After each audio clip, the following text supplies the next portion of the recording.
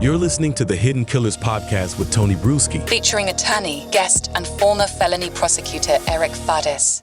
Trial of Alec Baldwin, it is getting underway, and it is dividing a lot of people in terms of what they think is right and wrong here. Should he be held accountable? There was other people on this set who already have been held accountable. Hannah Gutierrez, the armorer. Also, the assistant director, David Halls. He said he admitted he checked it, but didn't check the bullets all that well. Didn't check all of them to make sure that there wasn't a live round in there. And then the gun eventually handed to Alec Baldwin. And we know what happened from there. Joining me to discuss, Eric Faddis, defense attorney and former prosecutor. Eric, let's just talk about this going in. What's your initial impressions here now that we've seen some opening statements being made?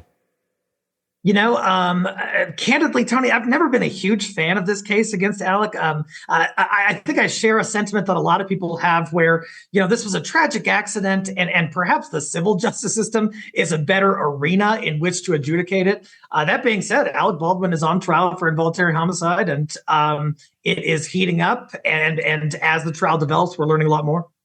The question is, I think the big thing is firearm safety and accountability. If you are holding that gun, how much training should you have had? How much accountability do you have to make sure that there's not a live round in that?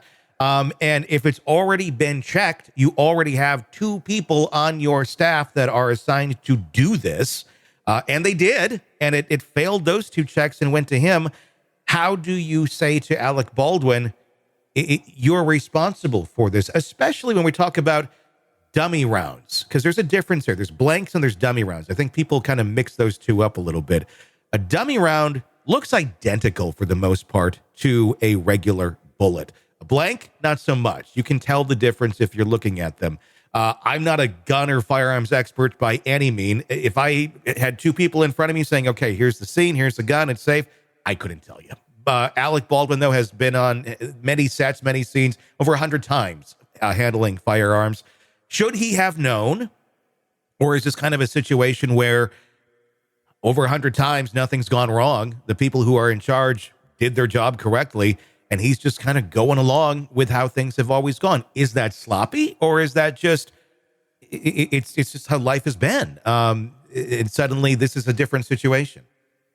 Yeah, you know, I mean, clearly he's not a firearms expert, right? He's an actor. The dude gets up and does movies and stuff. And so, you know, we can't as a society put that sort of heightened responsibility on him that we would for someone who uses firearms all the time, real firearms in their job. Those people need to be trained and have experience in those. An actor, you know, we're talking about tens of thousands or more productions annually in which I'm sure there are prop guns. Are we going to require all of those people to go through, you know, extensive firearms trainings to handle a fake gun or what's supposed to be a fake gun? That just seems like a little much.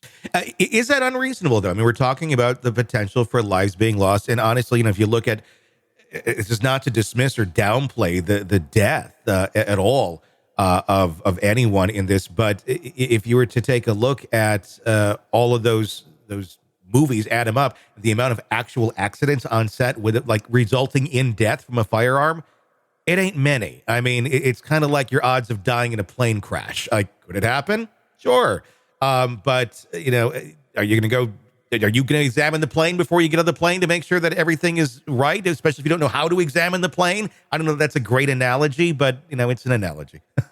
No, I hear you. And you know, how far do we take that if we're going to go down that road? Let's say they're doing a Revolutionary War movie and there's cannons involved. Do the actors have to go through some sort of like Independence era cannon training? Like, it's just getting to be too far, especially with, you said, like the infrequency of these incidents. Thankfully, that they are very infrequent. No, I mean, they obviously they happened. This is a horrible one that happened.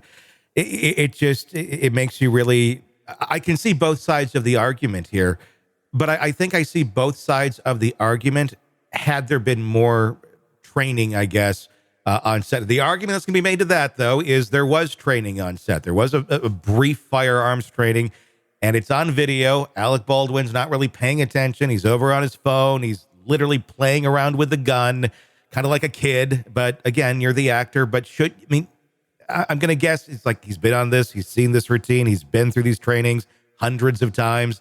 It's kind of like, whatever, I kind of got this. It's like a senior in high school, and they're doing some sort of initiation for the freshmen, and they're all, oh, what's this? And you're like, whatever, I've done this before. Talking about a gun, though, a little different. Someone's life could be ended. I don't know that aspect's going to play very well for him in this trial. Yeah, it's not a great look. And especially when someone lost their life and you have kind of this, rich, famous actor who's sort of cavalierly going through this firearms training, and lo and behold, someone dies from a gun on set. Horrible look, without question. But what he was required to do under the statute is to act with, it's like due cause and circumspection or something, due caution and circumspection. So he doesn't need to be an expert. He doesn't need to go above and beyond. He just kind of has to act like a reasonable person in a similar position would. And I think the defense is going to argue that he did what any other actor would do. Want to listen ad-free? Want advanced access to all of our interviews before anyone else? Become a True Crime Today Premium Plus subscriber on Apple Podcasts. You get every episode commercial-free, so you can binge on true crime until you can binge no more. Search True Crime Today Premium Plus on Apple Podcasts now, or go to our podcast page and sign up now. More of the Hidden Killers podcast next.